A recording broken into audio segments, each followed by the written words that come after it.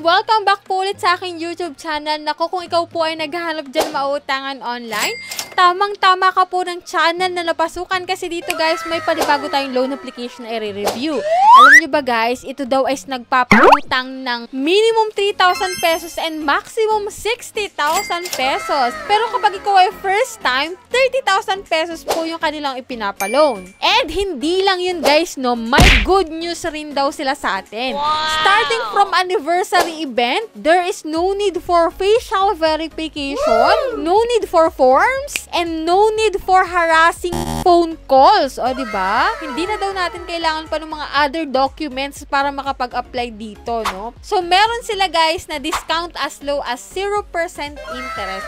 One valid ID lang daw, pwede ka na ditong makapag-apply. Wow! O, diba? Laking ginhawa nga naman kapag 0% yung interest and napakadaling mag-apply. Yung wala na bagang ibang pinapasang document. Kasi sa ibang loan application, may mga payslip pa na ipinapasa, may mga proof of billing pa, payslip. So, dito guys, sa loan application na i-review natin, hindi na daw need. And kung makikita mo nga po dyan sa title, ang pangalan nito is si Pesos.ph.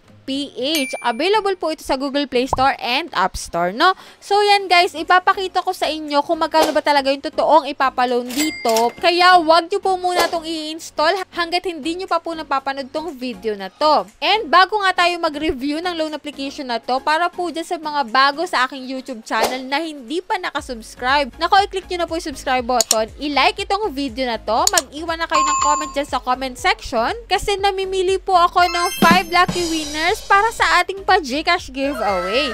And tuwing Monday po yung ating announcement, no? And nung Tuesday nga po, in-announce ko na yung ating 5 lucky winners. And sa last Monday of the month, meron pong isang lucky winner na mananalo ng ating pa-cellphone giveaway. O, diba?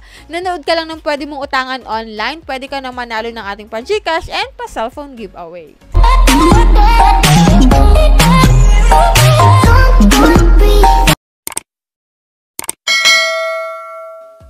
So, yan guys, no, disclaimer, no, hindi tayo agent or promoter nitong babanggitin natin dito na loan application. So, dito guys, a-applyan ko siya and i-share ko sa inyo kung anong meron sa application na to. Ano ba yung mga ID na kailangan at kung magkano ba talaga yung totoong ipapautang sa atin. Kasi, diba, yung ipinapakita nila sa kanilang mga advertisement is malayo dun sa totoong ipapautang nila sa atin. Lalo't first time ka. Naku, kung ikaw ay first time, eto nga, i-install ko na siya. And dito nga sa advertisement nila, no, 20,000 pesos yung maximum and 10,000 pag first time. Yan, 0% interest, walang interest na pagkakataon para sa iyong unang pautang. Yun yung sabi nila. Ito nga palang si Pesos.ph is under ng Philippines RUP Financing Corporation. And as of now guys, sa Google Play Store, meron pa lang siyang 4.3 stars and 15 reviews nung siya in-install ko. So, bagong-bago to guys, no? And yan, i-install na natin tong si Pesos.ph.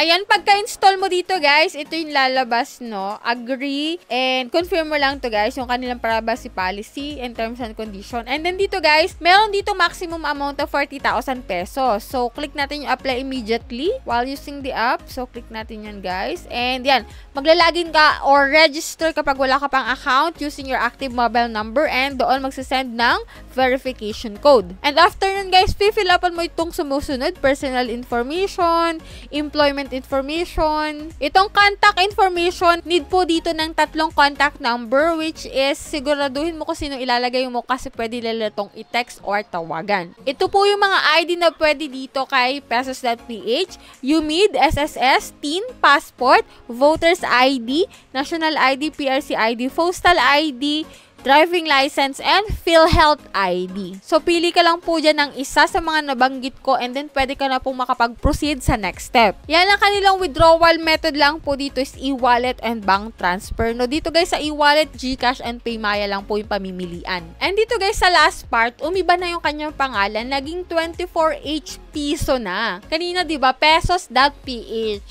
So, ngayon guys, hindi ko na pinansin. So, dito, ang na-approve na loan amount sa akin is 2,929 pesos. May bawas pa po yun kasi meron silang technical services fee na nagkakahalaga na 1,319 pesos. Bali guys, sa 2,929, ang marireceive ko na lang is 1,610 pesos. Ito guys is nagsasabi sila na installment daw within 120 days, pero nakalagay dito sa February 17, magbabayad na ako. Ngayon po ay February 10, kaya 7 days lang po ito. Tapos babayaran mo na siya, no? So yan guys, yan lang po yung meron dito kay pesos.ph. Kaya kung kayo mag-a-apply dito, pag-isipan nyo munang mabuti kasi po may ibabawas na technical service fee na sobrang laki din. And halos nangalahati na lang po dito yung iyong marireceive. Ayan, sa mga nakapag-loan na po dito kay pesos.ph, let me know your opinion and pakishare na rin po yung experience ninyo para mabasa ng mga bago pa lang mag-a-apply and para magkaroon na rin sila ng konting idea about sa application na to. So, sa mga hindi pa dyan nakasubscribe sa aking YouTube channel na ako, pakiclick po yung subscribe button.